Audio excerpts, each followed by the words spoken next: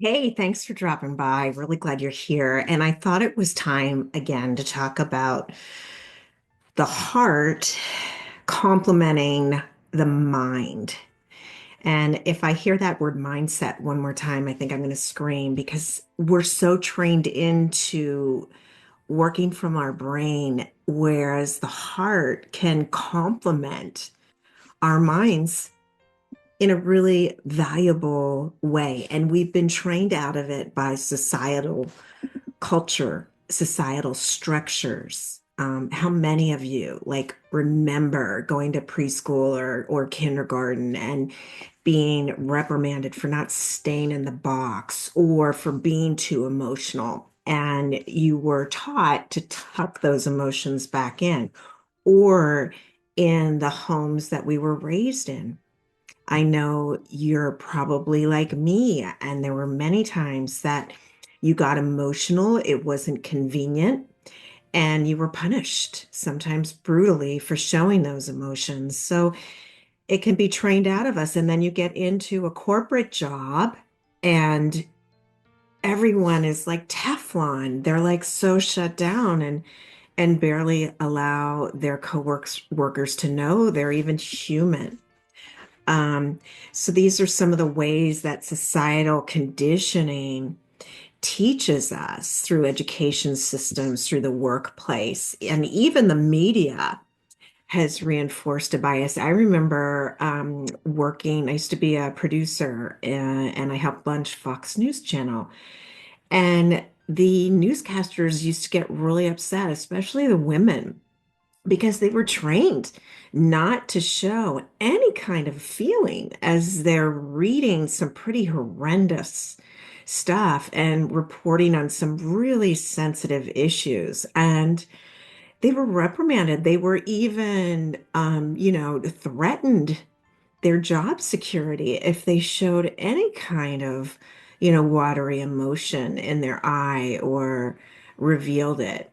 And it's insane. It's not human. And I think that's a piece of it. So many young people that I know now, not many even know where their heart really is, and that it's an important tool because they're not taught that in the schooling that they're receiving. So, and also ignoring how we're taught to suppress our emotions or view them as weakness. I remember when my mom died, and my sister, God bless her, she was so strong. She worked a corporate job her whole career, and she was really close to my mom. And she had to, I think it was like 3 days after my mom had passed, had to go back into some kind of corporate conference. And another woman was sharing about how several months ago her mother had passed away and she couldn't really get over it. And my sister was just straining to keep her emotions in check and show a poker face and not allow any of her pure and raw emotion out. And it really broke my heart. And I played that game as well until I realized, that really doesn't work for me. And it's taking a big piece of who I am as a human being and siphoning it away, and I'm disconnected from humanity as a global collective. You hear we are all one. Well, we really are. And when you have a shutdown of your heart, when that's been trained in, I mean, certainly towards the end of my drinking, I could barely even feel any light around my heart. This was towards my bottom.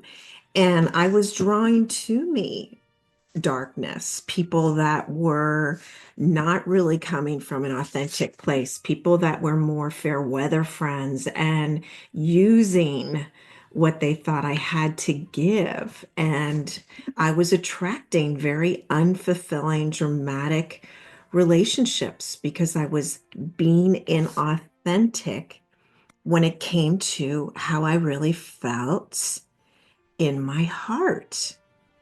And it's something that I've had to really relearn, and it's taken me decades to really loosen it up, to come to honor that place of the inside. And it's that intuitive voice, right? That empathic voice where you can connect to another and have compassion that we're connecting back into, but also connecting into what you're really authentically feeling, not what your head is saying.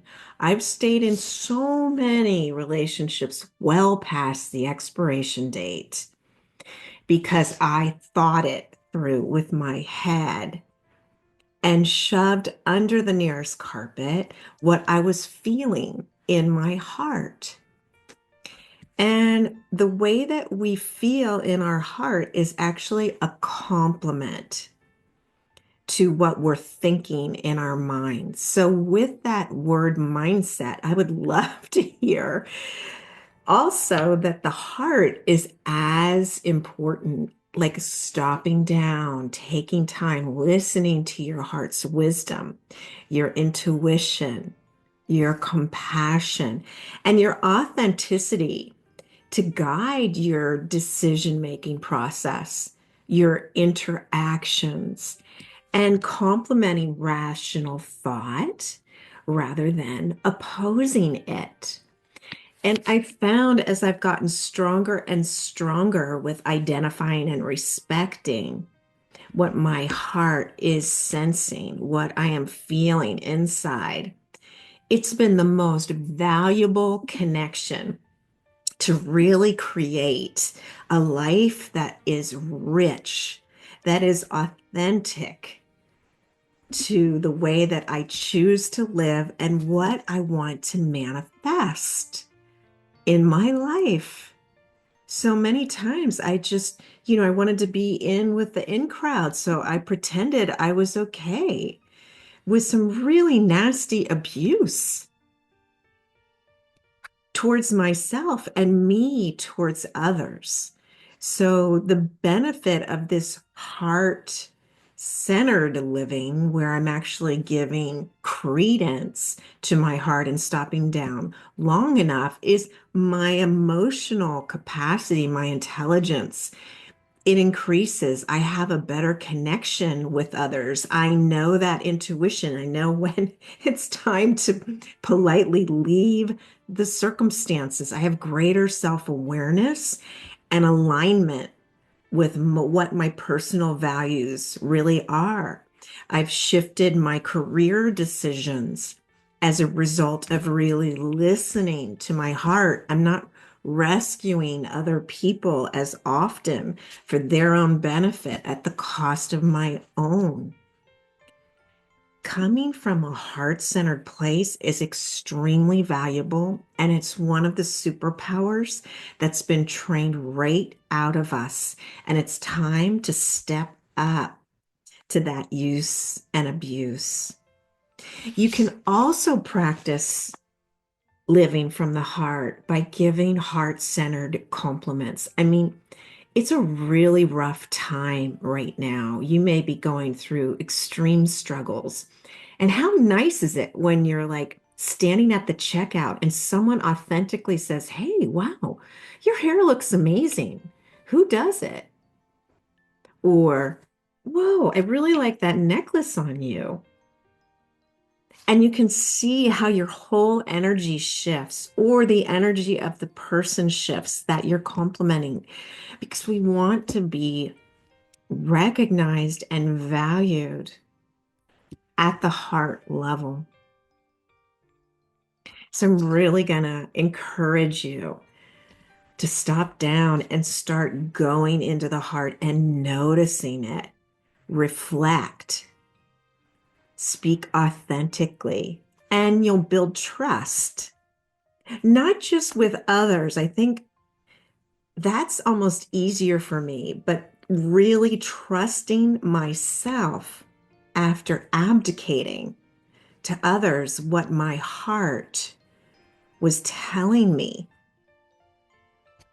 Overcoming barriers, addressing common obstacles like fear or vulnerability or judgment or just offering practical tips to reconnect with the heart, like breath work, like journaling, like noticing something in nature, like pausing for a beat before responding, maybe not responding at all, when you know what you're going to receive is not what you're seeking.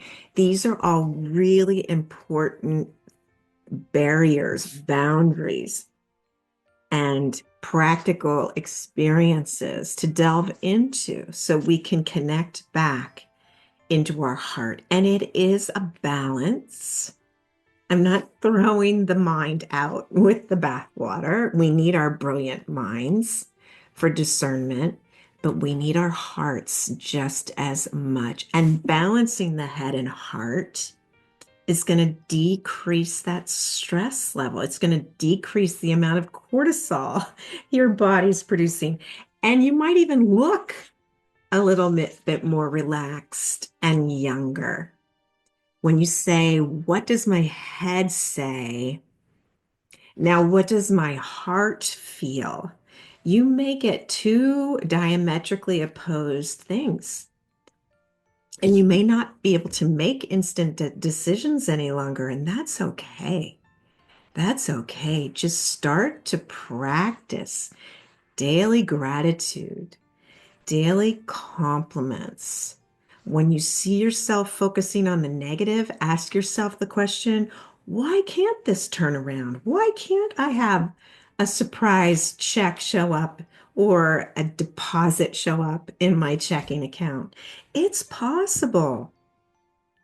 And get quiet, meditate, slow down, check in with your own emotions. You can feel when those ears are so red and burning and you're in agony and you need to excuse yourself from the group you're in or the environment you find yourself in. And that's okay.